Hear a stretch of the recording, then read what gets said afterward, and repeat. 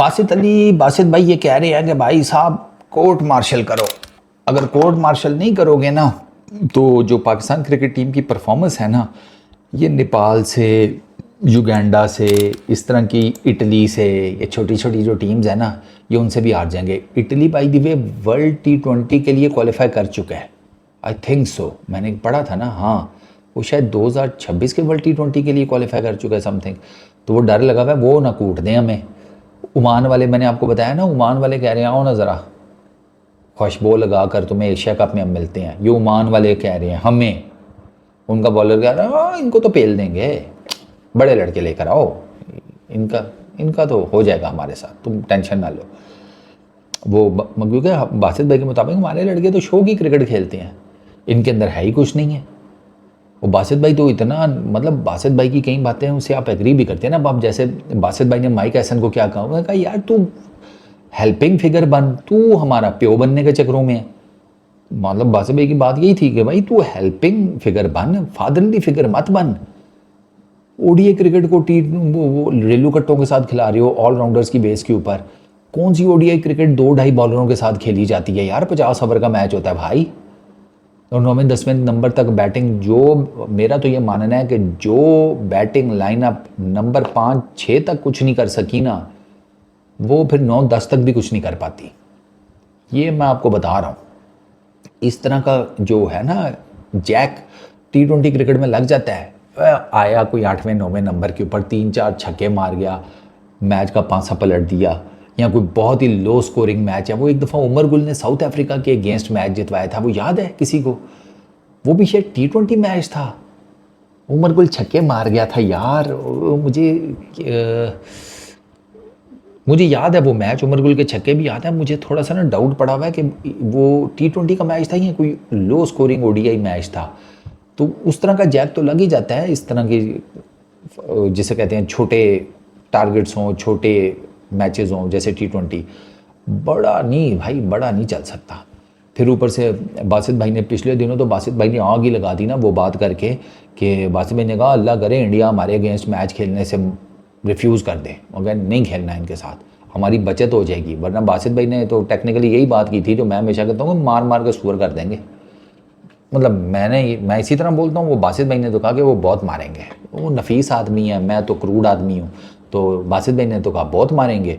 तो मैं तुम्हें ये उसकी मेरी तशरीह ये है कि वो बहुत सूद करना, मैं बता रहा हूँ तेल निकाल देंगे आपके अंदर से। तो बासित भाई ने तो ये भी बात की हुई है। यार हमारी क्रिकेट ना, असल में हमारी क्रिकेट में बहुत अजीबोगरीब किस्म का काम चल रहा है। हमारी कोई सेटिंग ही नहीं ठीक बैठ रही। हम एक सीरीज़ अच्छी खेलते हैं, अब देखो हमने ऑस्ट्रेलिया को ऑस्ट्रेलिया में हराया, हमने साउथ अफ्रीका को साउथ अफ्रीका में हराया, हमने साउथ अफ्रीका को साउथ अफ्रीका में क्लीन स्वीप किया है। हम क्रिकेट की तारीख की वो वाहिद टीम बन गए जिसने साउथ अफ्रीका को साउथ अफ्रीका में जाकर ओडीआई क्रिकेट में क्लीन स्वीप किया हो। साउथ अफ्रीका आज तक अपने मुल्क में ओडीआई सीरीज़ क्लीन स्वीप नहीं हारी थी, हमने हराया। जय जयकार हो गई, हमने कहा भाई साहब क्या बात है। उसके बाद क्या हुआ? अपने घर में ट्राई नेशन सीरीज़ कुत्तों की तरह हारे। चैंपियंस ट्रॉफी जिसे कहते हैं, हम होस्ट थे चैंपियंस ट्रॉफी के, एक हफ्ता नहीं टिक सके हम। मतलब हमारा और कालीन भैया का सेम जिसे कहते हैं वो प्रॉब्लम हो गया कि कालीन भैया कहाँ नहीं टिक पाते थे, तुम्हें पता है, ठीक है, और आगे कर दिया मकबूल को। और इधर हम चैंपियंस ट्रॉफी में 7 दिन नहीं टिक सके और हमारा ही इवेंट था। अब वो तो हम किसी मकबूल पर डाल नहीं सकते थे, तो अपने मुंह पर मट्टी मलनी पड़ी, अब और क्या हो सकता है। तो हमारी ना कंसिस्टेंसी नहीं है यार। पहले था ना, कंसिस्टेंसी पहले भी नहीं थी, लेकिन पहले क्या होता था कि हम बीच बीच में ना मोटी सीरीज़ जो है वो रेगुलर जीत जाते थे। थोड़ा बहुत ना जिसे कहते हैं ना, एक लंबे पैच में अच्छी क्रिकेट खेली जाते थे, तो तब हमारी बचत हो जाती थी। हमारे पास स्पिनर्स अच्छे थे, हमारे पास पेसर्स जो है वो डिसेंट थे, और उस टाइम हम चूँकि यूएई की क्रिकेट खेलते थे तो यूएई में हम पकड़ लेते थे अपने स्पिनर्स के थ्रू किसी भी फॉर्मेट की क्रिकेट में। अब हमारे पास वो खांचा भी नहीं है। फिर ऊपर से हमने पिछले टाइम फ्रेम में वो अपने ही घर में बैटिंग विकेटें बनाई, उसमें फिर हमने कुट भी खाई फॉर्मेट्स के हिसाब से भी, अगर देख लो तीनों फॉर्मेट्स के हिसाब से, तो उससे हमारा जिसे कहते हैं कॉन्फिडेंस लेवल भी गिर गया। यार अब आपने सोचो ना, आपने अपने जिसे कहते हैं हक में पिच बना दिया है कि भाई साहब फट्टा विकेट है, इस पर क्या ही हमें आउट कर लेंगे। उस पर अगर आप 3-0 हार गए हो टेस्ट सीरीज़ फट्टा विकेटों के ऊपर, तो कहाँ से कॉन्फिडेंस आएगा फिर? जो कॉन्फिडेंस की छोटी मोटी जिसे कहते हैं ना 2-4 ग्राम आपके पास था, समझो वो भी हवा में उड़ गया। तो ये सारा कुछ हुआ है हमारे साथ। ठीक है। अच्छा, वो एक और चीज़ ना बड़ी बात हो रही है, वो भी मैं ज़रा ना जस्टिफाई तो नहीं, उसकी भी मैं आपको एक चीज़ बता दूं। वो हम आजकल लोग ना सारा कुछ वो ले जाते हैं उस टेन्योर में कि सरफराज अहमद की छुट्टी हुई, उसके बाद से ना चीज़ें ख़राब होनी शुरू हो गई। मैं एक बात आपको बताता हूँ, मैं हमेशा कहता हूँ कि सरफराज अहमद की छुट्टी हुई, चीज़ें ख़राब हुई, लेकिन टी ट्वेंटी के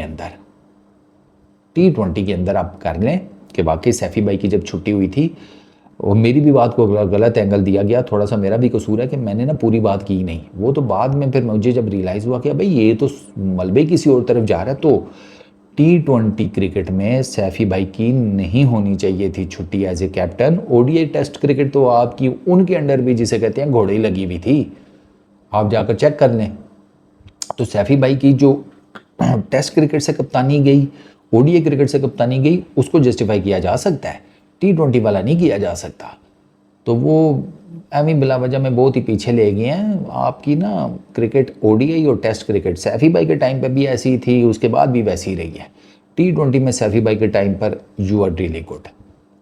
और वो चैम्पियंस ट्रॉफी, वो उसको तो कुछ लोग कहते हैं कि वो आपका फ्लूक लग गया। भाई जी फ्लूक लगा या जो भी लगा, जीते तो हम ही थे। हमने उस टूर्नामेंट में हमने बहुत तगड़ी परफॉर्मेंसेस दी थी, और वो इंग्लैंड में था। इंग्लैंड वैसे भी हमारे प्लेयर्स को सूट करता है, आपने देखा ही होगा, इंग्लैंड हमारे प्लेयर्स को सूट कर जाता है। हम इंग्लैंड में बैटिंग और बॉलिंग रिलेटिवली, पेस बॉलिंग और बैटिंग हमारी अच्छी होती है, तो इस वजह से वो फिर हम जीते थे। तो ये there are a lot of things जिनके ऊपर ना बात की जा सकती है। ऐसा नहीं है कि सारा कुछ ही जिसे कहते हैं ना ठीक चल रहा था, नहीं भाई नहीं ठीक चल रहा। वाजिद भाई हमें नहीं गुस्सा हुआ है ना, आपकी कंसिस्टेंसी नहीं है, आप रेगुलर परफॉर्म नहीं करके पा रहे। आप ओडीआई क्रिकेट में ऑस्ट्रेलिया और साउथ अफ्रीका में जाके जीत आते हैं, अपने घर में हार जाते हैं। ऐसा कहाँ पर होता है खुद बताएं? ऐसा कहीं पर भी नहीं होता। और एक और चीज़ ये है कि आप ना बहुत ज़्यादा शफलिंग कर रहे हैं, बहुत ज़्यादा। इतनी ज़्यादा शफलिंग भी ठीक नहीं होती। एक आपका विनिंग कम्बिनेशन बन गया, उसी को आपको खिलाना चाहिए। बहुत ज़्यादा शफलिंग आप तब करें कि जब आप एक सर्टन कम्बिनेशन के साथ अच्छा खासा टाइम गुजार चुके हैं, खेल चुके हैं, और वो नहीं परफॉर्म कर पा रहा, फिर आपकी समझ में आती है। लेकिन आप वो, मेरा ख्याल है ऑस्ट्रेलिया और साउथ अफ्रीका के बाद शायद आपने बहुत ही ज़्यादा चेंजेस भी किए हैं अपनी टीम में, तो वो एक कम्बिनेशन भी आपका ठीक करके नहीं बैठ रहा। फिर ऊपर से वो माइक हसन और आकिब जावेद की जो ऑलराउंडर्स वाली मैंटेलिटी है, उसने और भी काम ख़राब किया हुआ है। ऑलराउंडर्स से आप ना तो टेस्ट मैच जीत सकते हैं, ऑलराउंडर से ना आप जीत सकते हैं ओडीआई क्रिकेट, अनलेस और अनटिल के कोई बहुत ही ना एक्सेप्शनल किस्म की परफॉर्मेंसेज आ जाएं।